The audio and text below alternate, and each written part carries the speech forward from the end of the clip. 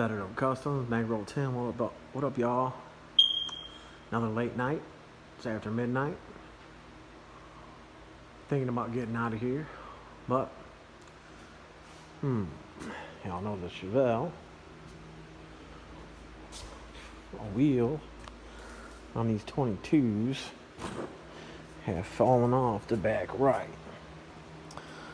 Lug nuts are fucked up or something, but didn't do much damage. A little bit of paint chippage, just a little bit. But anyways, so it bent the lower control arms and cracked them, and it's got that sway bar setup on there. So about to change the lowers and put an anti-roll on it. We got some squeaking going on in the front, and I can't figure out where the squeak is coming from. So gotta find the squeak. Dunk's still up here. I didn't have no time for it.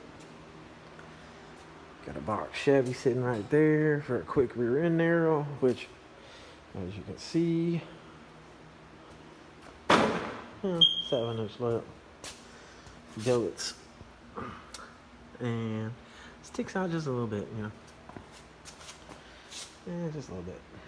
So narrow it about 2 inches, get it up underneath there. Move the screws out on the chrome trim the lip. Front wheels, as you can see, sit way far under. This don't make no sense to me, as in, I mean, was this front rim built for like some front wheel drive offset? I don't get it. Should have had more pad on the back, but I'll put longer studs in the front, put a 1/2-inch spacer so the cap would go on, take that cap off, grind down the spindle shaft a little bit to the nut, and then put the cap back on and tap it in, then be able to put the cap on the outside. But I'll use ET lug nuts, extended thread, with longer studs and a 1/2-inch shim behind it. Yeah, so that's what's going on there. And a little bit of narrow in the back. We got the LSMC up here. I made clearance and everything for the wheel. Notched the back of the frame tail on this side. Still got to put the coilovers and all that shit on it. But front, I think I showed you guys that. I haven't notched this side yet, but like I said, it's all cleaned up, painted. Gonna get another coat or two on it when it's ready. Front wheel. And then we got this side over here, which I cut it. Those welds are gonna get filed in because the frame's so thin, but I left a nice gap and something was reacting to it. The undercoating inside the frame, the rust, whatever. Anyways, so you can see here how, like I said, I was gonna cut it. I rolled this in. Now I'll be able to put a piece of plate in here, and then, you know, 2 welds, whatever. I'll leave a little gap, weld it, weld the top, weld the bottom. With this whole piece right here, I took out. Then I cut the bottom off into the curve, because you got to be into the curve right here. Then I cut the top a good inch or so off the top. And I moved this back in there and fitted it. This, you can see, I cut all the way out here. So now this is going to roll in a little bit more. See, it steps back a little bit. I'm going to file this a little more in, and then I'll have a strip of steel go in here to cover this up. Maybe it'll be a little bit fatter. The way I cut this up here and bent it down and then trimmed off that excess, extra, whatever you want to call it, so that way I can weld it without burning the rubber. The rubbers like to catch on fire and just start burning like a motherfucker.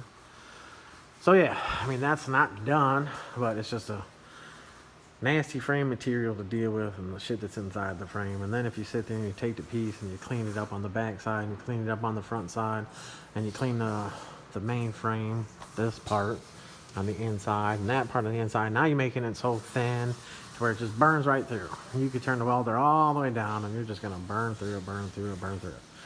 So build the weld up, make sure it's got a nice gap for when you fill it in, and then you can run the grinder right across this and smooth it out. So anyways, show you guys how to do that. Back of the car. Cleaned up the wheel well, the frame, whatever. Trimmed the car a little bit, but I haven't hit it with the soft wheel. But as you can see, yeah, there's some bond on that bitch. So I'll cut this back piece. I'll put some caulk or something in there. But depending on if it's going to get repainted, which I'm pretty sure it is, then they can tack a lip on here and mold it all together.